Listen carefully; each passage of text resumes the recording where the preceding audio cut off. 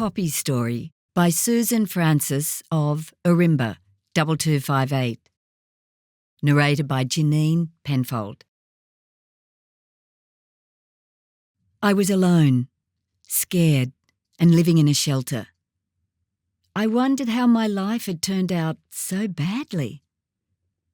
That was then. So let me tell you what happened. I grew up on a property in regional New South Wales. I lived there with my mother, sister, and 2 brothers. It was an idyllic life, with the sweet scent of roses in the garden, the sound of kookaburras laughing merrily in the gum trees, and many sights such as strange hopping animals, snakes, and lizards. There was always so much to do, including playing with my siblings, hunting, and long walks in the bush. Life was good. One day, that all changed. My brothers and sister disappeared, and then there was only Mum and I. A few days later, I was taken away in a car. I could hear Mum wailing for me to come back. I had never travelled very far in a car before, and I found the trip to be exciting, with wonderful new sights. It took a long time, and I had no idea where I was. Finally, I arrived at a brick house on a small suburban block near the city. For the first few days, I cried for my family, but I gradually learnt to calm myself. At first, I was a welcome addition to my new family, but as time wore on, I became just another mouth to feed. I heard the word COVID a lot, but did not really understand what it meant. I rarely left the house and soon became bored. My world was so small that after a few weeks I felt like a prisoner. I was unhappy and anxious. I knew I had to escape. One day, an opportunity arose. Whilst no one was looking, I jumped over the back fence and ran as fast as I could. Through alleys and streets, past huge shopping centres I ran, and I saw things that I had never encountered before. The more I travelled, the bolder I became, as I was thrilled with exploring my new environment.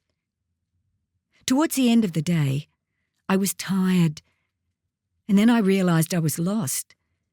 I was frightened by the loud noises of the city, the speed of the cars, the bright neon lights and unfamiliar smells. I did not know where I was. I felt scared, lonely, and fearful of the people I saw moving about the city. I hid in parks and alleyways, behind garbage bins, and anywhere I thought was safe. After a couple of days, I was ravenous and did not know what to do. Then one day, my life changed. I met a man who smelled of chocolate milk and hamburger.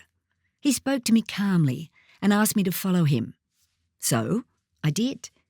He took me to a shelter where I heard the words foster care and adoption mentioned. I was placed in a small room where I was provided with food, a soft bed, and the medical attention I needed.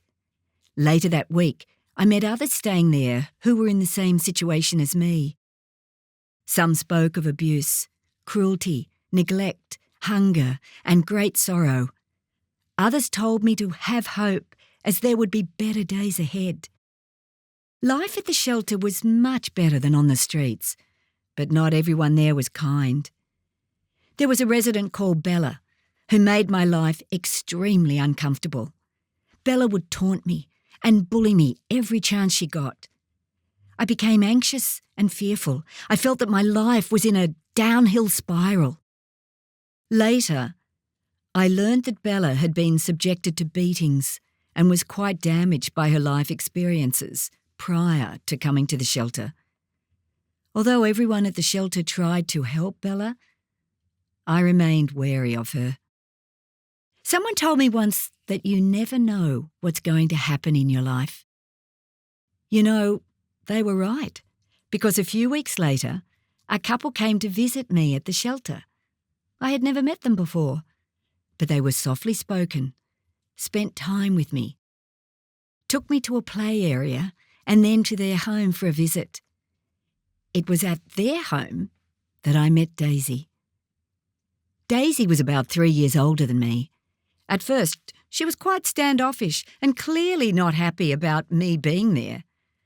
Over time, she began to warm to me, and we played games and shared toys as she gradually introduced me to her world. The property consisted of a small house with a large yard, which included a stream, sweet-smelling grass, and various types of birds that sang raucously. Sometimes I saw the strange hopping animal, which I now know is called a kangaroo. Although Daisy and I occasionally squabbled, we became the best of friends. Every afternoon we sat in the sunshine and enjoyed the remainder of the day. After a couple of weeks at the house, I heard talk of me staying indefinitely, which I very much hoped would be the case. I have lived at my new home now for over 2 years. Life is great. With time and patience, I have been able to overcome my anxieties and my distrust and fearfulness of people. There are a lot of wonderful things in this world, and you just need to seek them out. Prior to coming to my new home, my life was sad and lonely, but that was then.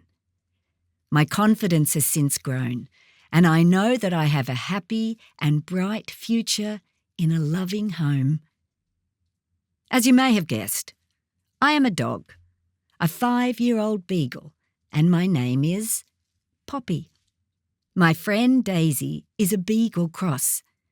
We are now both living our best lives. This is my story of hope. Love, Poppy. The end.